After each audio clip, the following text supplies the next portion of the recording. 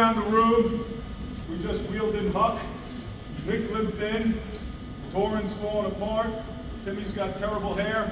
Okay, you know, it's just getting kind of comical. We had coaches in and out, okay, with things going on, and it's been a very, challenging season, all right? And we keep talking about family, and we keep talking about this. And I just want to tell you a lesson from history.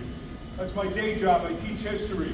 And one of my favorite episodes is the Civil War. Anybody else here like the Civil War? All right? And that war was all about preserving the Union and also the emancipation of slaves.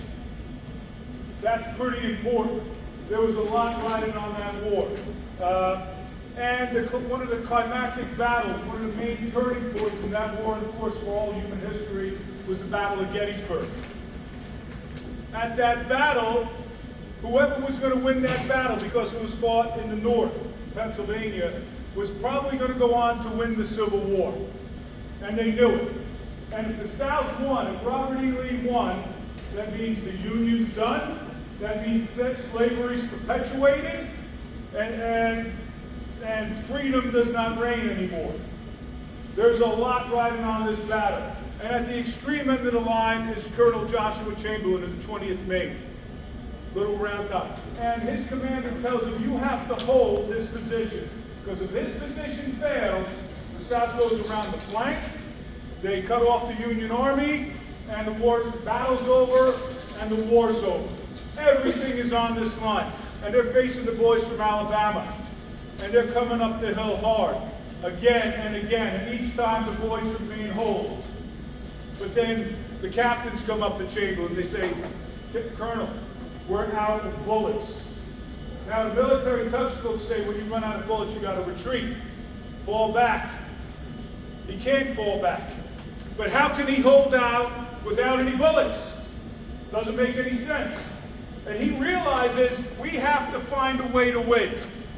And he looks his men in the eye and he says, fix bayonets.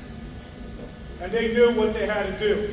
And he gets on top of the wall, he pulls his saber, he extends his line out as far as they can, and they come slamming down on the Confederates like a swinging gate, screaming at the top of their lungs, hoo-ah! And the boys from Alabama see this, they're scared out of their minds.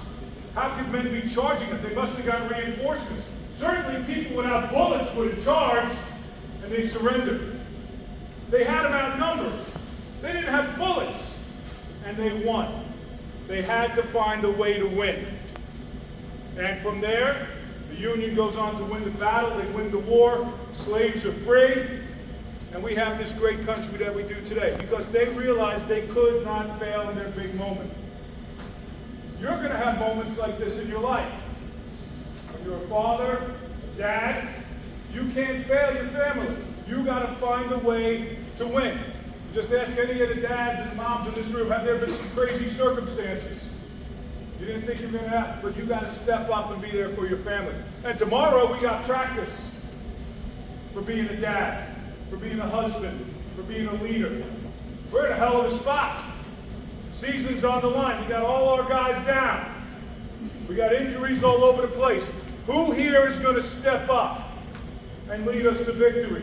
Who's going to be the hero in our darkest hour and say, fix bayonets, and lead us on a charge to victory? We'll find out in a few hours. Ready? Break.